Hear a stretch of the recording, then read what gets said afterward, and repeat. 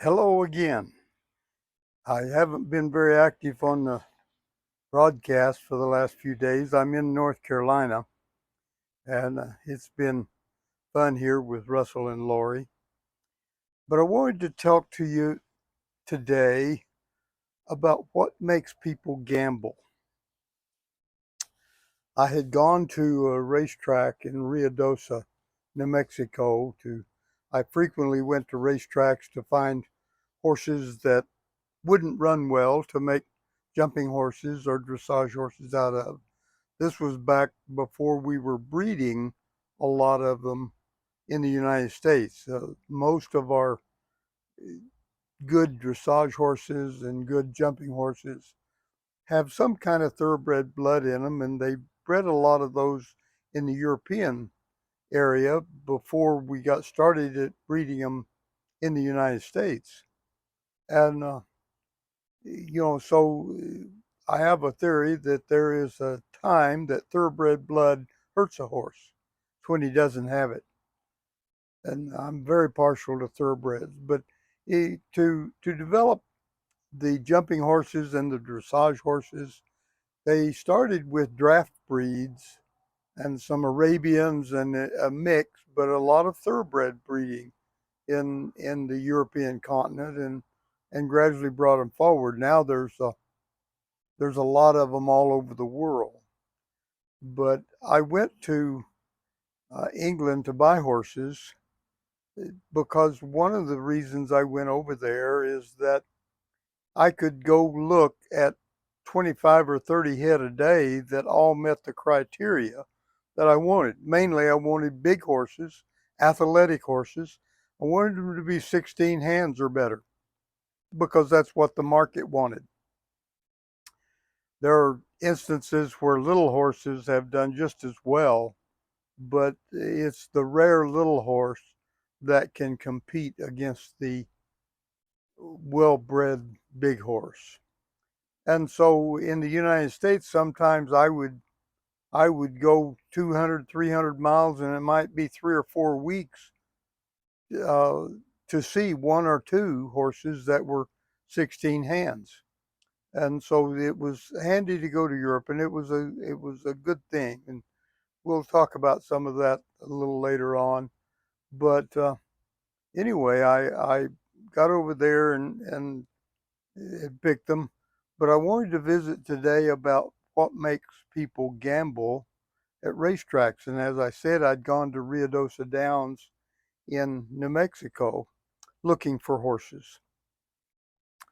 And when I don't believe in gambling, it's a terrible addiction.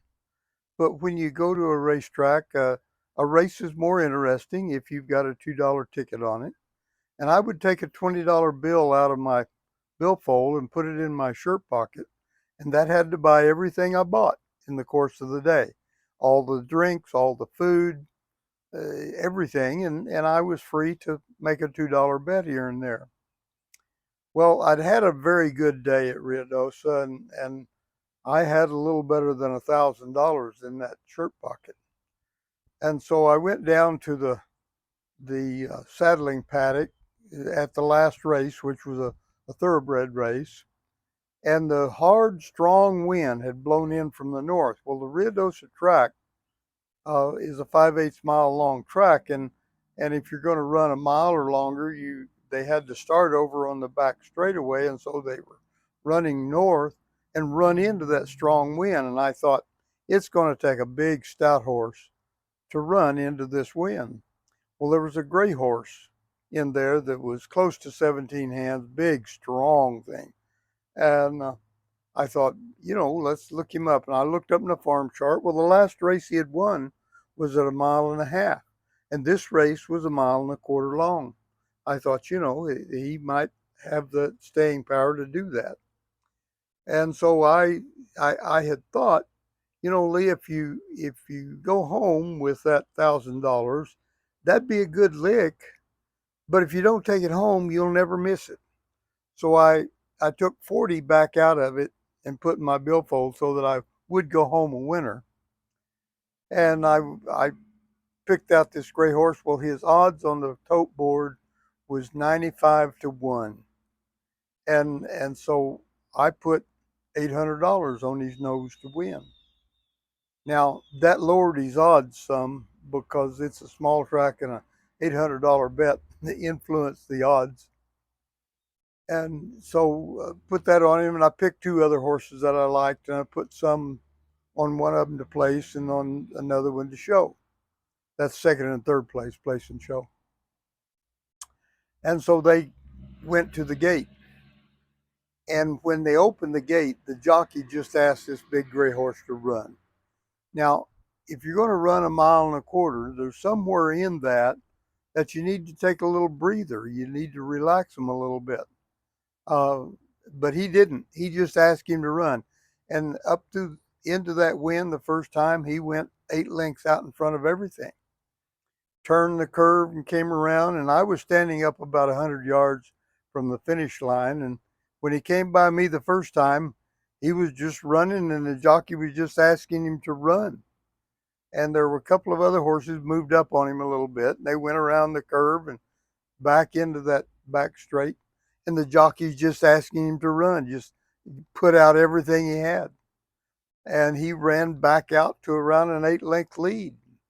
And so they turn the far turn, and they're coming down, and they turn into the home stretch. And when he came by me, he was just standing up. The jockey was still asking him to run hard, but he couldn't. He had burned everything up. And so the field is really closing up on him.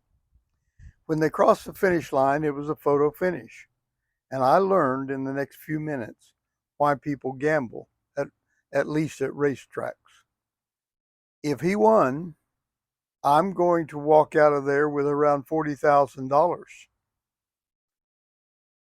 And while I waited for that photo finish to be processed, the euphoria, the feeling that I had of that much prospect was almost an overpowering feeling.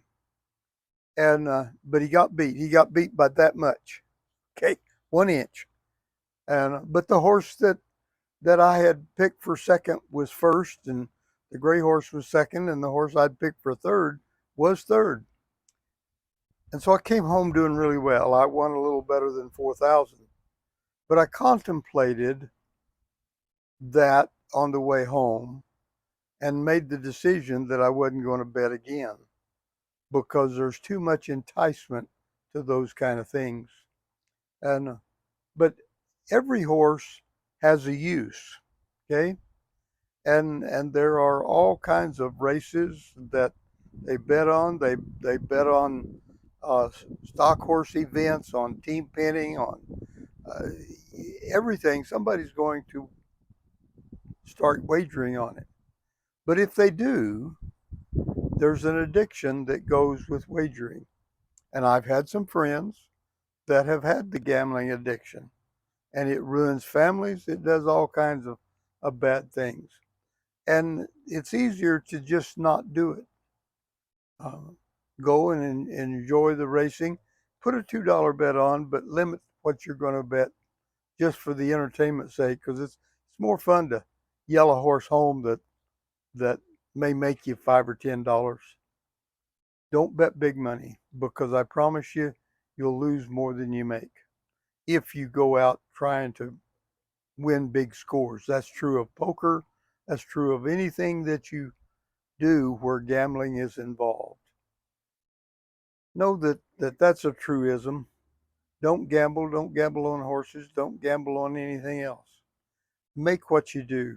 Be confident. You know, a farmer is the biggest gambler I know. He puts a little seed in the ground, then he prays for the rain, and he waits around for the storms to go by, and eventually he'll harvest that seed. He's the only man on earth that sells everything he sells wholesale, buys everything he buys retail. My heart goes out to them, and they do a wonderful job for this country. Have a wonderful afternoon.